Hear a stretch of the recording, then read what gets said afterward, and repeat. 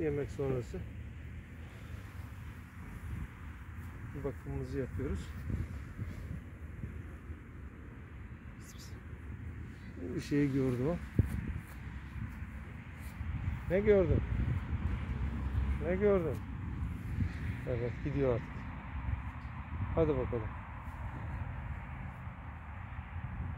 Martılar olabilir.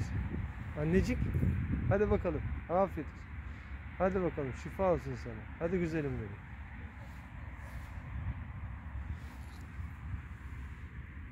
Hadi bakalım. Güzel annem benim.